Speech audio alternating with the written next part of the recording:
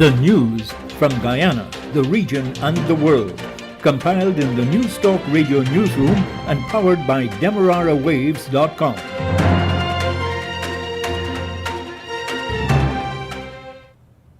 The news at this time comes to you with the compliments of Eureka Medical Laboratories.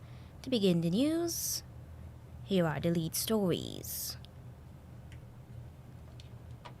The People's National Congress Reform has begun searching for a replacement for Mr. Joseph Harmon, who is expected to resign from Parliament later this month.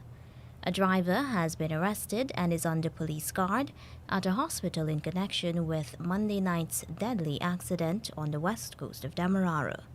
In regional news, a Trinidad and Tobago oil sector company says the lives of 4 divers could have been saved.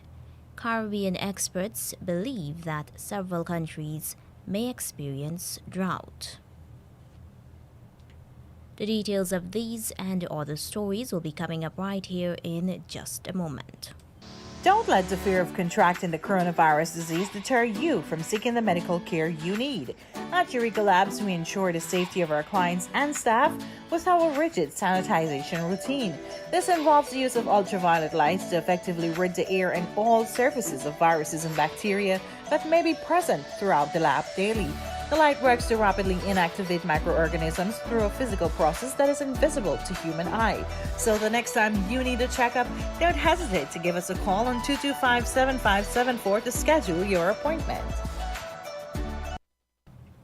A very good morning to you. I am Tiana Jordan, and now the news in detail.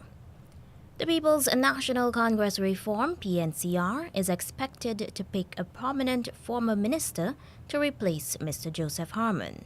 Mr. Harmon has told House Speaker Manzoor Nadir that he will be resigning with effect from March 15th as a parliamentarian for a Partnership for National Unity plus Alliance for Change, APNU plus AFC. Chairman of the People's National Congress Reform, Sherwin Holder, declined to say whether Central Executive Member, retired Rear Admiral Gary Best, or Indigenous rights activist Mervyn Williams will replace Mr. Harmon. All names, all suitable candidates will be considered. I assure you. I wouldn't get into the specifics. I'm saying to you that all suitable candidates will be considered. Mr. Best is a Central Executive Member. Morvin being a past parliamentarian, but I wouldn't pronounce on that. It's a long list, and in due time we will let you know. We'll do this shortlisting and we'll let you know. News Talk Radio Guyana 103.1 FM and Demerara Waves Online News was later informed that Mr. Harmon is expected to be replaced by a veteran PNCR member who has much needed specific skills. The PNCR has been citing the need to use the oil money to increase salaries and pensions while developing Guyana's other sectors to prepare the country for when there is no oil or gas. Party leader Aubrey Norton has promised to bring his experts to outline the details of its strategy to invest the earnings from oil and gas in Guyana's development. Guyana yesterday submitted to the International Court of Justice in The Hague its memorial on the merits of its case against Venezuela's claim to the Essequibo region. Guyana wants the ICJ to confirm that the 1899 arbitral award of the land boundary between Guyana and Venezuela is the full and final settlement of the border between the two neighboring South American nations. The ICJ had in December 2022 confirmed that it has jurisdiction to hear the case.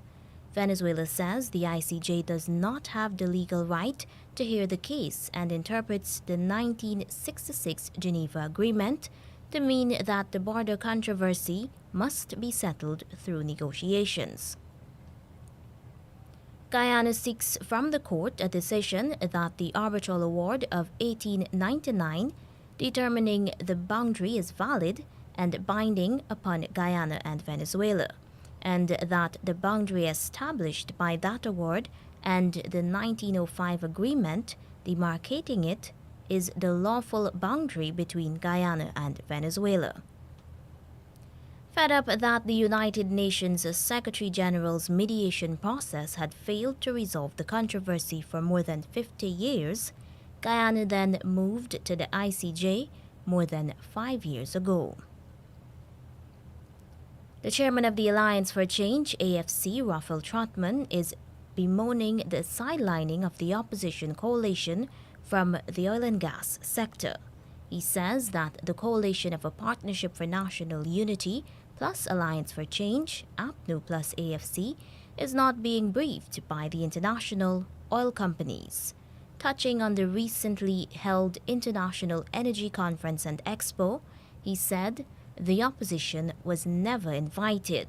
Mr. Trotman recalled that while in opposition, the coalition government had made every effort to involve Mr. Robert Persaud and Mr. Charles Ramson. The AFC chairman recalled that international oil companies had been asked to brief the then opposition PPP about the status of the oil sector. But now Mr. Trotman says the APNU plus AFC has to resort to table motions in the National Assembly to get answers about the industry.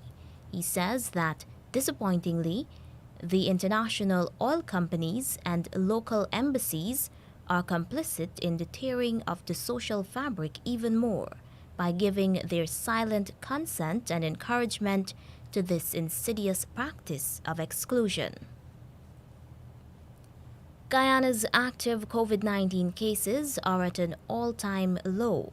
It is now at 233. Of that number, 26 are in hospital and 211 have been told to isolate themselves at home to reduce the chances of spreading the virus. The Health Ministry says 4 persons are very sick and are receiving intensive care. Laboratories have recorded 14 new cases. The death toll is 1,223. Police say that 3 persons were killed and several others were injured because a driver lost control of his speeding vehicle while racing with another vehicle and ran off the road. Investigators say that 18-year-old Matthew Abdakar has since been arrested and is hospitalized under police guard. He is accused of driving his car at a fast rate of speed and slamming into a parked vehicle on the De Willem Public Road, then into Sharmila Harikissoon Sports Bar. Those killed are 23-year-old pedestrian Carlito Kissoon Gobenlal, 46-year-old Kiran Rampasad, and 44-year-old Ayube Mohammed. Injured are electrician Edu Wazim Mohammed and 33-year-old Chandrika Versami. Police say that no trace of alcohol was found in the breath of the speeding driver. And now in regional news. In Trinidad, the contractor involved in the Paria diving incident 2 weeks ago is breaking its silence on the tragedy that claimed the lives of 4 divers. Details from CNC3 News. 11 days after tragedy struck during maintenance work on this berth, the company whose 4 divers lost their lives is speaking out. LMCS Limited, through its attorney Gerald Ramdeen, says it was willing and able to rescue Yusuf Henry, Rishi Nagasar, Faisal Kurban, and Kazim Ali Jr. on the same day the incident occurred. Ali Jr. is the only son of LMCS Managing Director Kazim Ali. We not only had the manpower and the personnel to carry out their rescue, but we provided Paria with the methodology to execute the rescue. At all material times, we were prevented from executing this rescue by Paria and the Trinidad and Tobago Coast Guard. We were not given the chance to save the lives of our employees. LMCS says since the incident occurred, it has been providing support to the grieving families, including paying for the funerals of Kurban, Nagisa, and Henry. Ramdeen says the company is footing the bill for a private pathologist to do autopsies on all of the men and international experts to determine the cause of the incident. He says they are now gathering evidence for this investigation. Those who are responsible for this tragedy that led to the death of our employee and the serious injuries to Mr. Budram must be held accountable for their actions or lack thereof. The public interest requires no less. The families who lost their loved ones deserve no less. And LMCS will be satisfied with no less. LMCS says in the interest and honor of the lives lost, steps must be taken to prevent similar incidents from taking place. It says those responsible for the deaths of the men must be held accountable for their actions and inactions. Since the incident, the government has appointed an independent committee to investigate and make its findings available within 45 days. But in response this afternoon, Paria is denying liability for the death of the divers. The company says since June 2021, LMCS has been maintaining the pipeline. It explains that the pipeline is not connected to Paria's facilities, and therefore the company could not have contributed to a change in the conditions inside of the pipeline. Paria says after the incident, Michael Kurban, the son of Faisal Kurban, entered the pipeline several times trying to locate the missing divers. But after rescuing Christopher Budram, he was only able to retrieve some diving equipment. The company says it stopped Kurban from entering again as it was deemed too dangerous at that point. The company says the continued misinformation that is being touted needs to be stopped as it is causing more trauma to the divers' families. It also denied that it was uncooperative during the rescue efforts. Charlene Rampasad, CNC3 News. And now to news in the Bahamas. The Bahamas government says it will be very difficult to convict married persons of rape. Minister of National Security, Wayne Munro, does not believe that jurors will convict married persons accused of marital rape. Details from our News Bahamas. Munro originally made the comments while addressing the men's branch of the PLP on Sunday. While speaking to reporters outside a community center walkabout on Monday, he suggested that married jurors would be reluctant to convict other married people for raping their spouses. If you choose to call it rape and you sit a jury of 9 people and you have persons who themselves are married, and a lawyer like me would suggest that if this happened to you, would you be considered a rapist?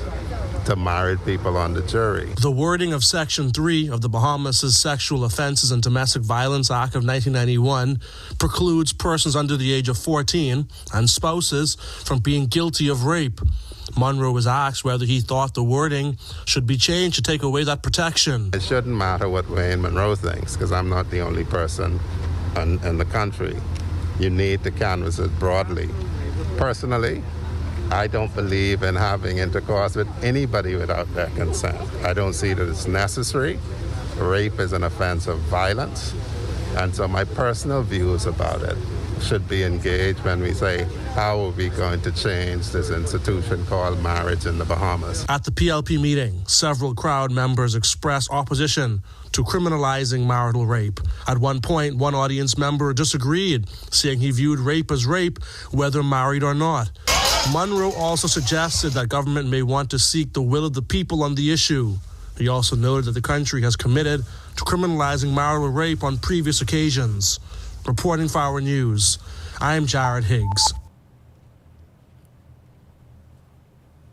The Barbados-based Caribbean Drought and Precipitation Monitoring Network, CDPMN, is warning that with many parts of the Caribbean, particularly in the east, experiencing below normal rainfall in January 2022, concerns over drought continue. In its latest Caribbean Drought edition, the CDPMN said significant concerns over short-term drought that can impact soil moisture availability, streams, and small rivers by the end of May 2022 exist in the United States Virgin Islands and St. Martin. The organization says significant concerns over long-term drought that can impact large rivers and reservoirs and groundwater by the end of May 2022 in most of the Caribbean islands, Aruba, Curacao, and portions of Belize. The CDPMN said that apart from those countries with significant concerns over drought, interest in southern Puerto Rico, the Dominican Republic, western Cuba, and northern Bahamas should continue to monitor their water resources.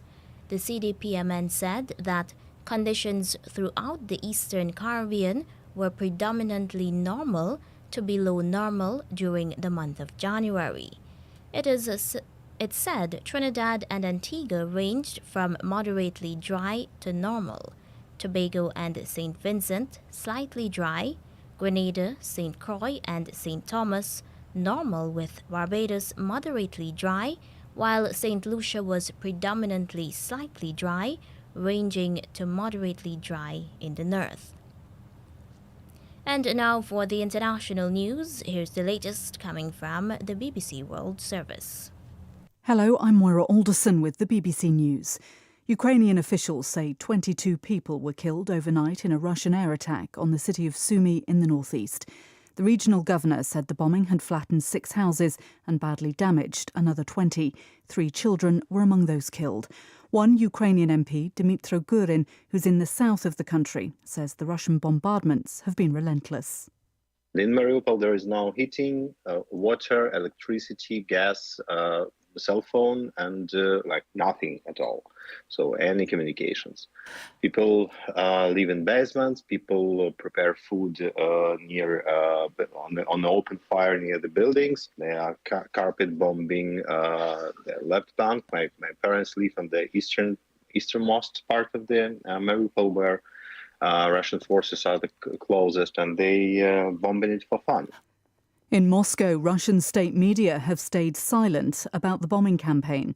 This pro-Putin Russian MP, Marina Butina, even suggested the Ukrainians could be responsible for the attacks on their own citizens. Russia is not bombing civilians. Russian military troops actually are having humanitarian corridors. I want to seriously see the evidence that these are Russians. And as much as we know, and me personally in my region, we help people evacuated from Donbass. Russia and Ukraine have agreed another temporary ceasefire today to allow civilians to flee. Humanitarian corridors have been arranged from Sumy, as well as Kyiv, Chernihiv, Kharkiv, Mariupol. Thousands of people have fled Ukrainian cities under similar arrangements in recent days, but Russia has been accused of shelling some of the exit routes. Russia is suspending the sale of foreign currencies for 6 months as it continues to take measures to mitigate the impact of unprecedented economic sanctions. Trading on the Moscow Stock Exchange will be partially suspended today. The credit rating agency Fitch has warned Russia is likely to default on its debts. China has sent a consignment of aid to Ukraine, despite its support for Russia and its refusal to condemn Moscow's invasion. Here's our East Asia editor, Michael Bristow. The first batch of aid being delivered through the Chinese Red Cross left Beijing on Wednesday. It includes food and daily necessities, such as cutlery, blankets and towels. The shipment is not large. Europe and the United States have pledged billions. This Chinese delivery is worth less than $1 million. But it is nevertheless significant. It suggests Beijing is trying to balance its relationship with Russia and Ukraine. Shortly before the invasion, China backed Moscow's security concerns. But since the war began, it's edged away from providing Russia with wholehearted support. World News from the BBC. The UN's nuclear watchdog, the IAEA, says it stopped receiving monitoring data from the former power plant at Chernobyl in Ukraine. The agency also says it's concerned that more than 200 workers there have been on duty constantly since Russian forces took control of the site nearly 2 weeks ago. The Prime Minister of Moldova says she's concerned about the violence in Ukraine spilling over into her country. Natalia Gavrilica told the BBC her government was watching closely as the Russian bombardment continued across the border. Legislators in New Zealand are debating a new law that will enable its authorities to freeze the assets of Russian oligarchs and businesses. The measures would prevent them from moving their money and assets into New Zealand. The Prime Minister, Jacinda Ardern, said she hoped global action would create a wall of resistance against Russia's aggression in Ukraine. In other news, the resting place of one of the world's greatest undiscovered shipwrecks, the Endurance, has finally been identified. The lost ship of the Antarctic explorer Ernest Shackleton sank in 1915, forcing the 27 men aboard to make an epic and courageous escape on foot and in small boats. Video footage shows the ship's remains are intact, with its name clearly visible. The TV historian Dan Snow, who joined the expedition, says the discovery is remarkable.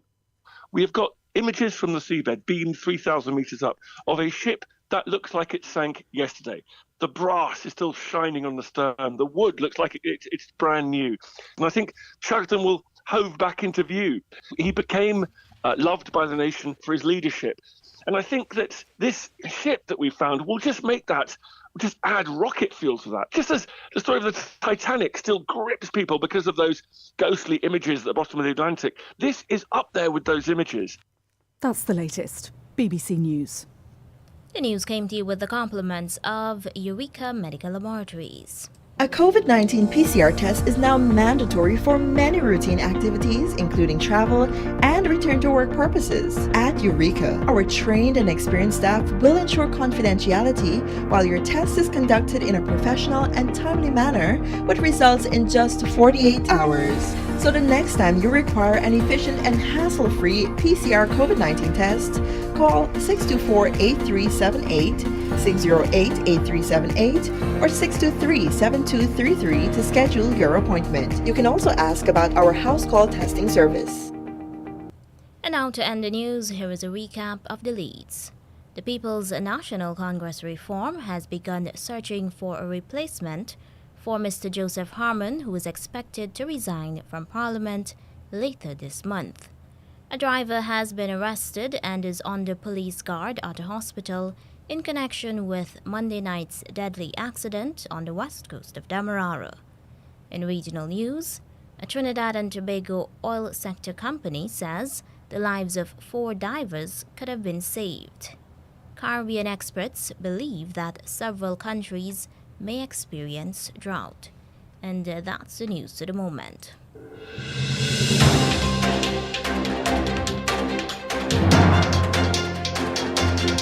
This has been the news, compiled in the News Talk Radio Newsroom. For ongoing updates, visit demerarawaves.com, and you can check facebook.com/demwaves and twitter.com/demwaves.